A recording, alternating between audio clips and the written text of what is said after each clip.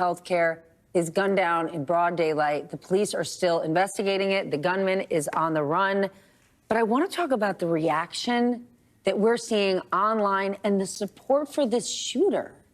What is your take? I want to, at the outset, say that I'm against murder.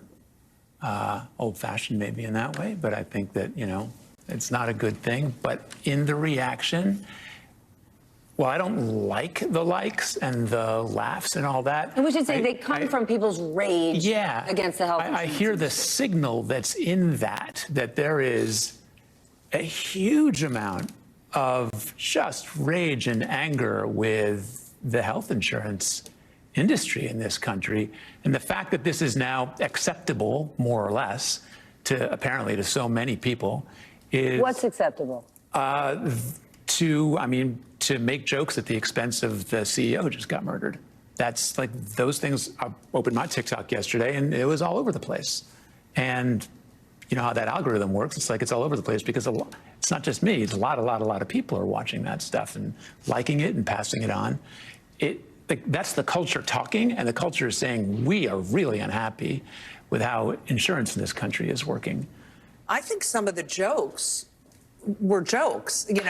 There were some that were absolute jokes, like, oh, that was a pre-existing condition and stuff like that, which jokes. I sort of chuckled jokes. At, But there was vitriol. There was, I would separate the jokes part of it with the vitriol and the acceptance of murder of a human being. He's a guy. Yeah, as a human being. Have you ever covered anything like this? No, and I guess I want to say part of it is that it's online. People act in different ways, not me, but I'm saying... No, this is really important. This is really important. It's very different to post something about you than to look you in the eye right now and say it to your face. And it's grown, as the internet grown. The internet is an amazing, wonderful thing in many ways. But this is one side effect where it's sort of performative and funny, and it seems to not really have consequences. It was surprising to me that when people, it's one thing to like something and that's kind of anonymous. It's another to put yourself and your face and your public being out there and say this stuff and get a lot of approval for it. Max, how much are these platforms responsible for amplifying, celebrating, sort of these, I don't even want to say polarizing opinions, but rewarding outrage over someone being murdered? So they're not responsible for the content, but they are, of course, responsible for the amplification, right? This does not happen by accident. These are all based around algorithms that they have abject control of. I totally understand when there's some random neo-Nazi tweet in the corner of some social media atmosphere that they miss and they should have caught. I kind of get that, right? Nobody is missing this story. And the fact that the social media industry writ large is not doing anything to stem the tide of what is, for all intents and purposes, the celebration of murder is a problem. And it's yet another indictment of that entire industry. How do we pull back from this, then? How do we pull back from this radicalization of, yes, we are furious with an industry like the healthcare industry. People are sick and fed up, but at the same time, normalizing the murder of someone. How do we recover from this? I'm going to nerd out here, and the former congressman might correct me. Revoke Section 230. That is the law that makes no social media platform responsible. You can't sue them for any of the content that appears on them. When I publish a story on NBCnews.com, lawyers read it. I can be sued for slandering someone or defaming someone or libeling someone. It was an early thing. The Clinton administration, I think, allowed Section 230 when it was a growing industry. It's just gotten out of control now. And I think there should be pressure on these platforms to moderate this content better. And I don't want a government committee deciding what's true or not, but you can be sued. Yeah, there was nothing libelous in these jokes. I don't think that's really going to come at issue. No. It's a question of judgment, but it's not. But don't you think this is a systemic problem that's coming from the top? Look what Trump tweets or whatever whatever it's called, false social. It's called truth. Yeah. Yes. But there's the stuff that comes out of his mouth is exactly this kind of stuff, and he allows it. And people, I noticed in 2016, wow, people are behaving differently. Yeah. And it's just, I think they feel even more empowered now that he's back. No, it does feel like at times we are just one small step away from Right. being what Gotham City is like in the latest Batman movie, right? Celebrating murder and using that point as an indictment of power inequities. Of course, we should take a step back and acknowledge the health insurance industry is a problem, right? A huge problem. And there's perverse incentives riddled with it. Of course, many insurance companies abroad are nonprofit. We could have a conversation about that. Murder should not be the catalyst for that conversation. But let's also note that there have been shootings in New York City since this shooting in Midtown, Yes. murders throughout the year. And we still live in a society where when certain people of a certain net worth are killed, it is news for days on end. And when other people are killed with legal or illegal guns, it is barely mentioned in the news. This is a great point. But you know what's interesting to me? The one thing social media does do, you see internet sleuths figure things out within seconds, right? A Karen yells at somebody in an airport, they pop her face on Instagram, and we know within minutes she's insurance salesperson. She lives in Encino, California. We know she has 4 cats. Isn't it amazing that we're 2 days out and we've seen this young man's face and nobody seems to know who he is yet? And they might have DA or they have a fingerprint or whatever. This is from Tom Winter, who's our law enforcement reporter here.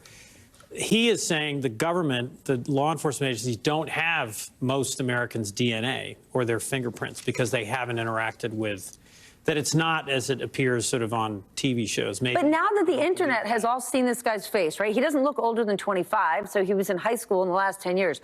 No one of the millions of Americans who have now seen him has said, yep, that's John Smith. I played high school hockey with him. Yes, that is surprising. I agree. But the idea that there's a simple algorithm that can find every, one person of 360 million Americans based on a blurry photo, and maybe it's good, that technology doesn't appear to exist. But It's why hasn't someone come forward? It's also, I found fascinating from the story, is that we're on camera 100 to 200 times a day, walking down the streets of New York City. It's incredible. That was shocking to me. I have got to dress better. That's, I was that's gonna a lot. say that. That's a lot. I do want to ask about this, though. At the same time, Elon Musk and his buddies, they're talking about cutting government spending, making everything more efficient. And the answer is often privatize, privatize, privatize. Well, that's what we have in our insurance industry here. And when you have that, they can jack up rates, they can deny you, they can leave you out in the cold, and there's no one to call. There's no help. So this fury that the American people are feeling, isn't that going to worsen with the direction that we're headed in? Well, this whole conversation about efficiency and government spending is going to dominate our politics for the coming years. And I actually think that's a good thing because it is extraordinarily dangerous to make government hyper efficient. Thank God government wasn't hyper efficient during the COVID pandemic when we had excess resources to so quickly respond to the crisis at hand, to deploy 10,000 service members throughout the country to support our hospitals, to have money for Operation Warp Speed and all the rest. Government is meant to be there in unforeseen circumstances, and they're treating it like the latest Twitter acquisition, and it is going to be a gigantic political Project liability for them. 2025 wants to privatize Medicare. So think about this rage when that happens. Yeah. If that were to happen. No, let's remember, this is what the concepts of a plan were about. He was going to, build the insurance industry back better somehow with his concepts of a plan. Yeah. I'm very curious to see what the, incoming administration has got in mind for the health insurance industry. We're talking about the role social media is playing. Today, also, a judge upheld this ruling that TikTok is going to get banned in the United States. You talk about you woke up yesterday, first thing you do, you look at your TikTok feed. If this thing isn't sold to an American owner by January 19th, it's gone. You think that's going to happen?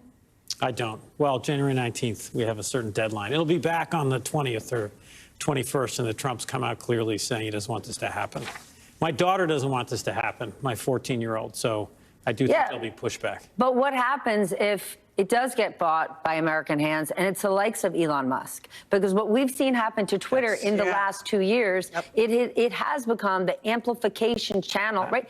The majority of things that get pushed to me on Twitter are from people I don't even follow. Yeah. And TikTok, which has become the place for information for millions of people, could end up in dangerous hands. Yeah, I think there aren't a lot of potential buyers for the Right thing. now. Yeah, but I think that, I don't know if the January 19th thing was a coincidence, it's the day before the administration turns over, but it feels to me like that might be a weird, bad opportunity for them to take advantage. They're like, well, maybe Elon could buy it, because not a lot of people could, but he could.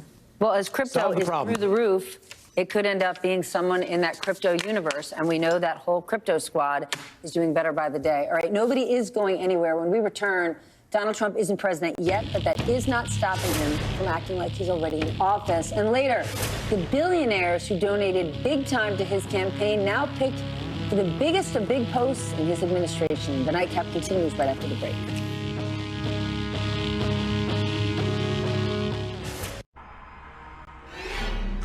Frightening free radicals are everywhere. Luckily, Palm Wonderful's antioxidants help defend against them. Real life is scary. Protect yourself from free radicals with Palm.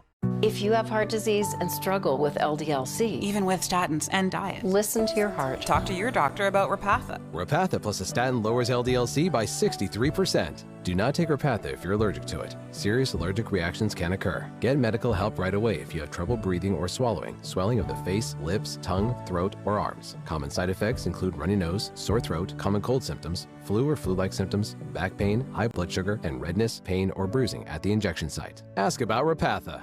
At Lisa, we're different from other mattress companies because everything we make is designed to offer better sleep to those who need it.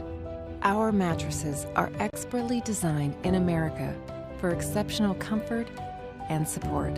No matter who you are or where you come from, we all deserve a place to rest, which is why Lisa also donates thousands of mattresses to shelters each year. Shop the sale and wake up differently with Lisa. This is the first party she remembers. This is her first graduation. This is the big one. More parties.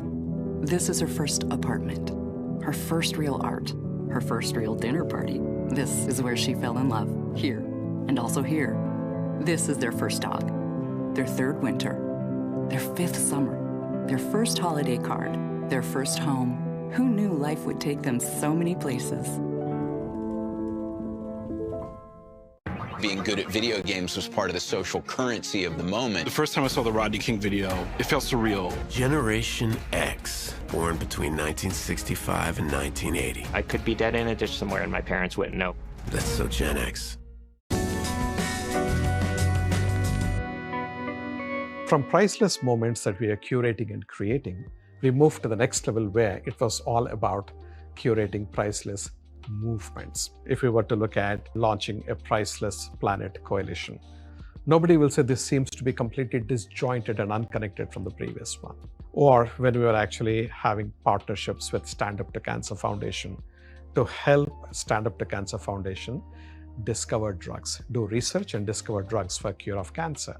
There are a lot of things which can go wrong if you're not careful. If your fulfillment is not really standing up to the promise, Priceless will lose its value.